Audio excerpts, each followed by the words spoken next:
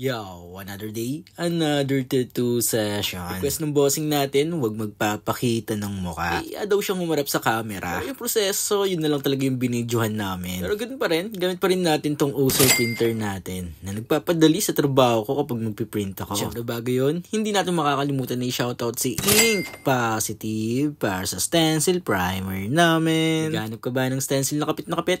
Kay Ink Positive ka na. Lumapit. Tagal na nag-i-inquire tong bossing natin na to. Unang tagpo nga namin, pinakita niya lang tong tattoo niya. So nagkausap kami ng saglit. Tapos nang kitaan namin, matagal kami bago nagkausap. Ngayon pala si bossing, marami nang nangyari. Yung umalis siya sa trabaho, tapos nag-anap siya ulit. Ito na si bossing, muling nagbabalik. Pero this time, totoo na to. Papagawa niya na talaga. Meron siyang old tattoo, pero gawa to ng ibang artist. Ang plano ay punuin lang tong natitirang space. Siyempre ang bossing natin, hindi makapag-flex ng maayos dahil kulang yung tattoo niya. So session nga namin, wala kaming design. As in, doon lang talaga kami naghanap. Pero may tema naman yung tattoo niya. At ang tema ay isang Japanese tattoo. Kaya hindi naman kami nahirapan maghanap ng design. Kasi magbe-break ako, gumagamit ako ng headhunter. Dahil sa laki ba naman ng pyesa na to, kaya kinakailangan talaga ni bossing to. Pero kahit papaano, ay mabawasan yung sakit na mararamdaman niya. Sa paggawa ko ng pyesa na to, gumamit ako ng 23RM. Para sa shadingan natin. Para sa liner, gumamit ako ng 7RL. Sa round shader ko naman, gumamit ako ng 9RS. Tapos dito, nakasalamin pa ako. Pero hindi naman normal na salamin yan dahil CPL lens din yan. Makakatulong din talaga to dahil makikita mo kung pumasok talaga yung tinta mo. Kung meron kayong kailangan invisan na gamit, isama nyo na to dahil makakatulong talaga sa inyo to. Dahil mapa-black and gray man no color yung ginagawa mo, so, yung perang ilalaan mo dito. Siyempre, kinakailangan natin mag-upgrade ng gamit para mas mapalinang pa natin yung talento na meron tayo. Pero huwag na natin patagalin at mag-tattoo reveal na tayo. Ito ang masterpiece na nagawa namin ni Bossy. Laki din talaga ng piyesang ginawa namin dito. Kino-connect lang talaga namin yung mga old tattoo ni Bossing para maging isa. Tapos yung bossing natin, nag-request pa ng pula. Kaya naman bossing, kung nagbabalak ka magpatato, message ka lang sa TikTok, sa Instagram, at saka sa Facebook page. Looking forward kami na maging kliyente kayo. Lalo na, ang makatrabaho kayo. Dito, matatapos na yung session namin. Maraming salamat sa pagsabay mo sa tattoo session ko for today.